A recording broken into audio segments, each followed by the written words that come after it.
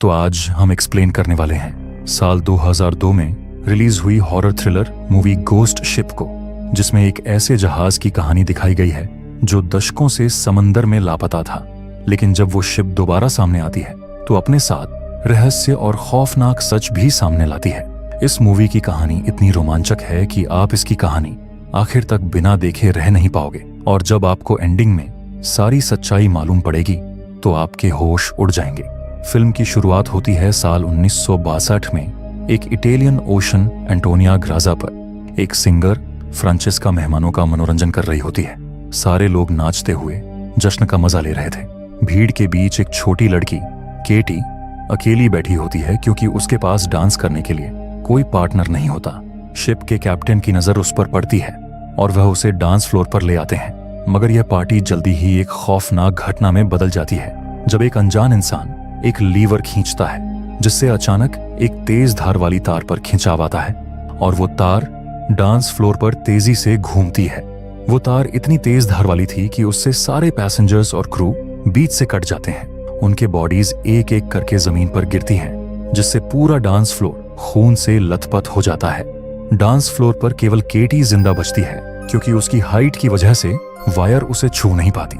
वो जिस कैप्टन के साथ नाच रही थी उस कैप्टन का तो सर ही बीच से कट जाता है। ये सब देखकर केटी डर कर जोर से चिल्लाने लगती है, जिसके बाद यह सीन कट होकर 40 साल बाद फ्यूचर में जाता है, जहां हम एक सैल्वेज क्रू को देखते हैं जिसमें 6 लोग हैं जो समुद्र से एक रैंडम शिप को रेस्क्यू कर रहे होते हैं। उस टीम में मर्फी नाम का एक कैप्टन भी था, जिसके बाद इनकी टीम बड़ी मुश्किलों के बाद उस शिप को रेस्क्यू करने में सफल रहती है। इसके बाद यह ग्रुप एक पब में सेलिब्रेट करने जाता है, जहां उनकी मुलाकात उनके पुराने परिचित जैक से होती है। जैक भी मरीन बिजनेस में काम करता है। वो इन लोगों को बताता है कि उसने 1962 के एक गोस्ट शिप के बारे में सुना है। कहा जाता है कि उस शिप में कई सारा सोना मौजूद है, लेकिन वो शिप आधी सदी से गायब है। 40 साल हो गए तब से उस शिप को किसी ने भी नहीं देखा।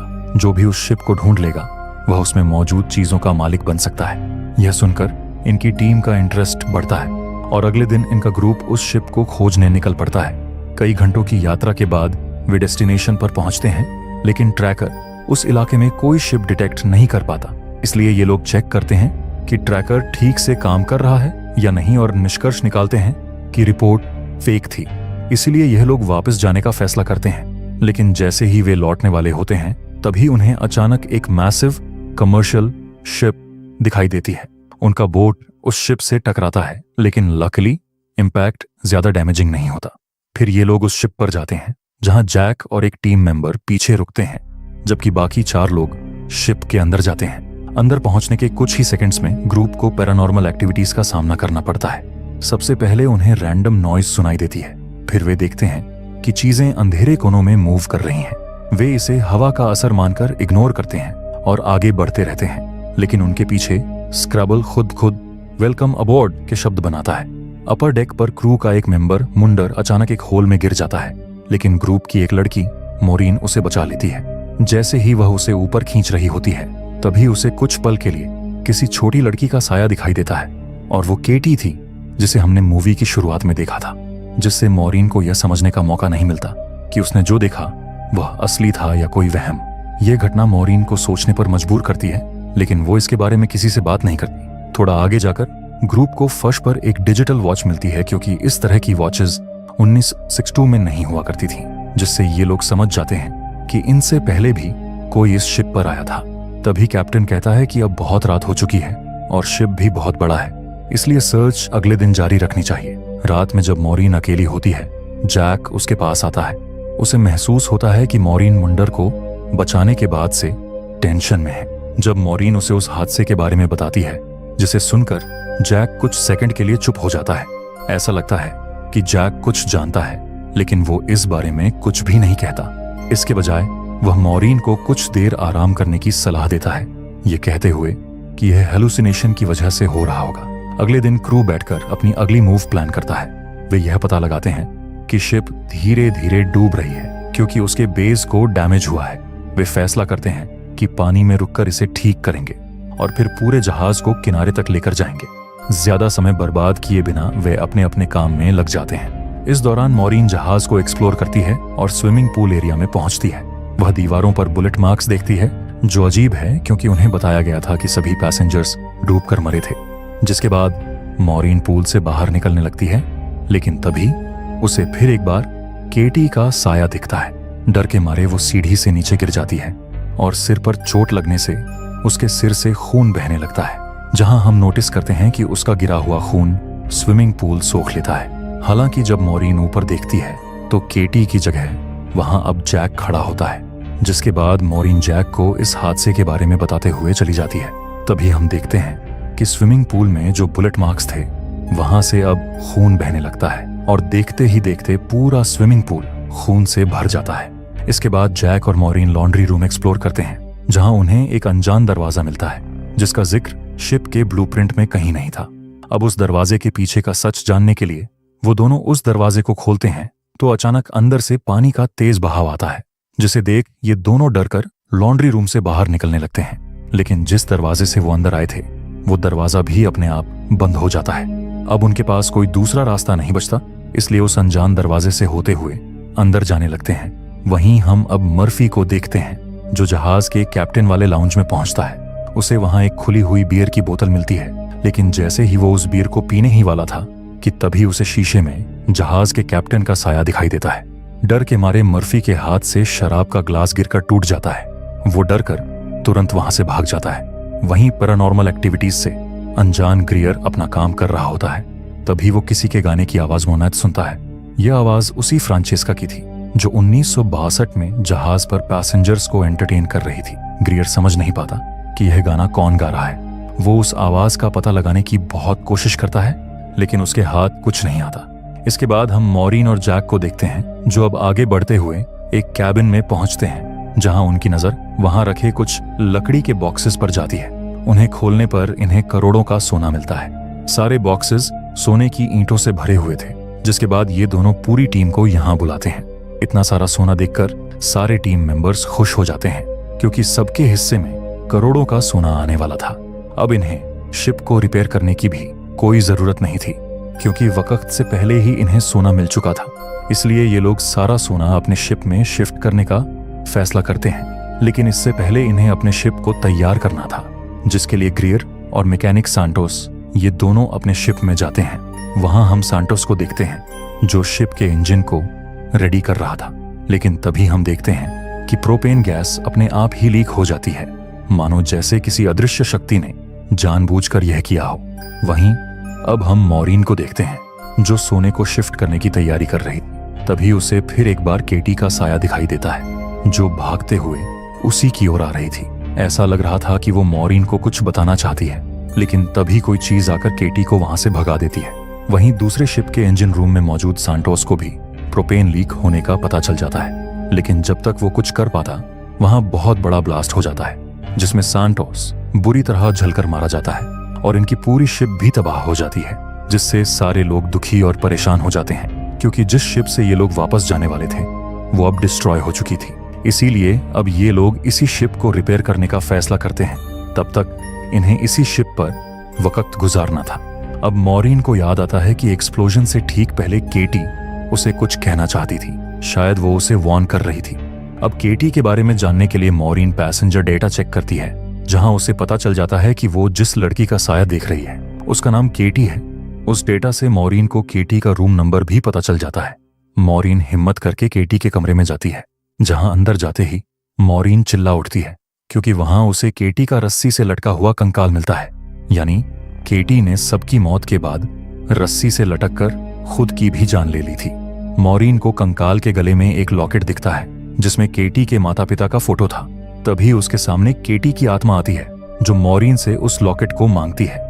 मॉरीन उसे लॉकेट देने की कोशिश करती है, लेकिन वो लॉकेट उसके हाथ से आर पार निकल जाता है। वहीं हम किचन में दो लोगों को देखते हैं, जिन्हें वहां लजीज खाना मिलता है, जिसे वो मजे से खाने लगते हैं। लेकिन अगले ही पल वो खाना कीड़ों में बदल जाता है, जिसे देख ये दोनों उल्टी कर देते हैं। वहीं दूसरी तरफ हम मर्फी को देखते हैं, जो एक कमरे में बैठा होता है। लेकिन तभी उसके सामने शिप के कैप्टन की आत्मा आती है। वह कैप्टन मर्फी को एक शिप का फोटो दिखाता है। उसे दिखाते हुए कैप्टन बताता है कि इसी शिप में ये सारा सोना था, जिसे हमने रेस्क्यू किया और सारा सोना अपने शिप पर ले लिया। लेकिन उसके 2 दिन बाद हमारा शिप गायब हो गया। इतना कहकर कैप्टन और एक फोटो मर्फी को दिखाता है, जिसे देख मर्फी के होश उड़ जाते हैं। इसके बाद हम ग्रियर को देखते हैं, जो अब उस जगह पर पहुंच जाता है जहां कुछ सालों पहले पार्टी हो रही थी। और देखते ही देखते सारा माहौल उसी तरह बदल जाता है जैसा उस रात वाली पार्टी में था, जहां वो सिंगर फ्रांचेस्का ग्रियर को अपने जाल में फंसाकर मार देती है। वहीं हम मॉरीन और केटी को देखते हैं, जहां केटी उसे बताती है कि इस शिप में बहुत सारे लोगों की आत्माएं हैं। 40 साल पहले हुए एक हादसे में सारे लोग मारे गए। तब से सबकी आत्माएं इस जहाज में भटक रही हैं। इसके पीछे किसी का हाथ है। किसी पावरफुल आदमी ने सारी आत्माओं को जहाज में बांध कर रखा है। उसे बहुत सारी आत्माओं की जरूरत है और हमें तभी मुक्ति मिलेगी जब ये जहाज नष्ट होगा। केटी मॉरीन को उस पावरफुल आदमी के बारे में बताने ही वाली थी कि वहां दीवारों पर खून के निशान आने लगते हैं, जिसे देख केटी बहुत डर जाती है और मॉरीन को यहां से जाने को कहकर खुद भी गायब हो जाती है। वहीं अब हम मर्फी को देखते हैं, जिसे अब सारी सच्चाई मालूम पड़ती है। इससे वह तुरंत शिप से निकलना चाहता था। वह मॉरीन को ढूंढ रहा होता है, लेकिन तभी उसके सामने सांटोस आता है, मतलब सांटोस की आत्मा थी। उसे देख मर्फी वहां से भागने लगता है। तभी वहां पर मॉरीन आ जाती है, जिसे मर्फी सांटोस समझकर मॉरीन पर ही हमला कर देता है। वह मॉरीन को जान से मारने ही वाला था कि पीछे से जैक आकर मर्फी को बेहोश कर देता है, जिसके बाद सारे टीम मेंबर्स मिलकर मर्फी को टैंक के अंदर बंद कर देते हैं। अब ये लोग तुरंत शिप को रिपेयर करके यहाँ से निकलना चाहते थे, क्योंकि यहाँ पर और वक्त गुजारना इनकी जान को खतरा था। जिसके बाद ये नीचे पानी में जाकर शिप को रिपेयर करने लगते हैं। अब मॉरीन ग्रियर को ढूंढने के लिए जा रही थी कि तभी उसके सामने वो केटी आ जाती है और बताती है कि ग्रियर की जान जा चुकी है। इसके बाद केटी मॉरीन को 1967 का वो पूरा विजुअल दिखाती है जब सब के सब लोग शिप में मारे गए थे, जहां मॉरीन देखती है कि सारे लोगों को अलग अलग तरीकों से मारा गया था। क्योंकि हमने जो मूवी की शुरुआत में हादसा देखा था वो तो सिर्फ कुछ लोगों की मौत थी। फिर हमें पता चलता है कि उस दिन शिप के को कैप्टन ने ही सब किया था। उसकी नजर उस सोने पर थी, इसलिए उसने अपने साथियों के साथ मिलकर यह साजिश रची। उसने कुछ लोगों के खाने में जहर डालकर उन्हें मार दिया। जहां हमें यह भी पता चलता है कि केटी ने खुद अपनी जान नहीं ली थी, उन दरिंदों ने ही उसे फांसी दी थी। और जब उन्हें गोल्ड मिला तो को कैप्टन ने अपने साथियों को धोखा देकर उन्हें भी स्विमिंग पूल में मार दिया। लेकिन वो सिंगर फ्रांचेस्का की खूबसूरती देख पिघल जाता है और उसे नहीं मारता। लेकिन इस सोने की वजह से सबके अंदर लालच आ गया था। उल्टा वो फ्रांचेस्का ही उसको कैप्टन को मार देती है, जिसके बाद हमें समझ आता है कि फ्रांचेस्का ने ये किसी के कहने पर किया था। तभी वहां वो आदमी आता है, लेकिन लालच इंसान से क्या क्या नहीं करवाती। वो आदमी फ्रांचेस्का को भी मरवा देता है। फिर मॉरीन उस आदमी का चेहरा देखती है, जो और कोई नहीं बल्कि खुद जैक था। ये देख मॉरीन पूरी तरह से हिल जाती है, जिससे मॉरीन समझ जाती है कि उसका साथी मर्फी पूरी तरह से बेगुनाह है। वो उसे बचाने के लिए उस टैंक की तरफ भागती है, लेकिन अब उसकी जान जा चुकी थी। जहां हम उसके हाथ में वो फोटो देखते हैं जो शिप के कैप्टन ने उसे दी थी। वो फोटो जैक की थी। दरअसल मर्फी को सारा सच पता चल चुका था, लेकिन वो किसी को बता पाता इससे पहले जैक ने बहाने से उसे मार दिया। असल में जैक कोई इंसान नहीं है, बल्कि वो एक शैतानी बला है जो किसी मकसद के लिए आत्माओं को इकट्ठा कर रहा है। ऐसा हो सकता है कि वह शैतान के लिए भी काम करता हो और वो यहाँ पर इन सबको मारकर इनकी आत्माओं को भी जमा करना चाहता हो।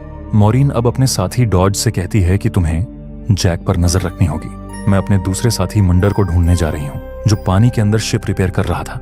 लेकिन वहां जाकर मॉरीन देखती है कि उसकी भी जान जैक ने ले ली थी। वहीं अब डॉज के पास जैक आता है और उसे मॉरीन के बारे में पूछने लगता है। लेकिन अब डॉज को भी जैक की सच्चाई पता थी, इसलिए वो डरकर जैक को गोलियों से भून देता है। डॉज उसे मरा हुआ समझकर मॉरीन के पास जाने लगता है।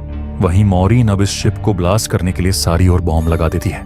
तभी वहां डॉज आता है और उसे बताता है कि मैंने जैक को मार दिया है। अब तुम्हें शिप को ब्लास्ट करने की कोई भी जरूरत नहीं है। अब हम दोनों इस सोने को लेकर आराम से जिंदगी बिताएंगे। लेकिन मॉरीन को कुछ अजीब लगता है। वो कहती है कि तुमने मुझसे मंडर के बारे में अभी तक क्यों नहीं पूछा कि वो जिंदा है कि नहीं। तब हमें पता चलता है कि वो डॉज के रूप में जैक था, मतलब डॉज को भी जैक ने मार दिया। इसके बाद जैक कहता है कि मैं आत्माओं को इकट्ठा करता हूँ। मैं इन आत्माओं की मदद से बहुत ज्यादा शक्तिशाली हो जाऊंगा। मेरे पास दुनिया की अनंत शक्ति होगी, जिसके लिए इस शिप का होना बहुत जरूरी है। लेकिन मॉरीन उसकी बात नहीं मानती, इसलिए जैक उस पर हमला कर देता है, जिसमें वो दोनों पानी में गिर जाते हैं और उन दोनों में हाथापाई होने लगती है। जिस दौरान मॉरीन जैक के पैर में एरो घुसा देती है और उसी एरो से रिमोट पर निशाना लगाकर एक्सप्लोजन बटन दबा देती है, जिससे शिप में बहुत बड़ा ब्लास्ट हो जाता है। खुद की जान बचाकर मॉरीन शिप से बाहर कूद जाती है, लेकिन मॉरीन शिप के कुछ हिस्सों में अटक जाती है। तभी केटी आकर उसे बाहर निकलने का रास्ता दिखाती है। इसके बाद मॉरीन वहां से निकलने लगती है, जिस दौरान वो देखती है कि शिप में मौजूद सारी आत्माएं मुक्त हो चुकी थीं। दरअसल सारी आत्माएं जैक की गुलाम थीं। उसने सबके हाथों में कुछ जादुई निशान बनाए थे, जिससे सबकी आत्माएं जैक के काबू में थीं। लेकिन केटी की आत्मा एक पवित्र आत्मा थी। उसने कभी भी कुछ गलत नहीं किया था, इसलिए जैक कभी भी केटी की आत्मा को काबू नहीं कर पाया और इसलिए वो मॉरीन की मदद कर रही थी। अब मॉरीन एक लकड़ी को पकड़कर पूरी रात तैरती रहती है, जहां सुबह होने के बाद एक शिप आकर मॉरीन को सही सलामत रेस्क्यू कर लेता है।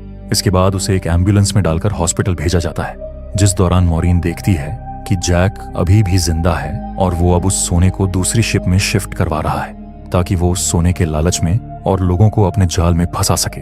उसे देख मॉरीन जोर से चिल्लाने लगती है और इसी सस्पेंस के साथ ये मूवी यहीं पर खत्म हो जाती है। इसके आगे क्या होता है हम पार्ट 2 में देखेंगे। सेकंड पार्ट भी हॉरर और सस्पेंस के साथ भरा पड़ा है। अगर इस मूवी का पार्ट 2 चाहिए तो कमेंट में बता देना और चैनल को सब्सक्राइब करना बिल्कुल भी मत भूलना, ताकि सेकंड पार्ट आते ही आपको पता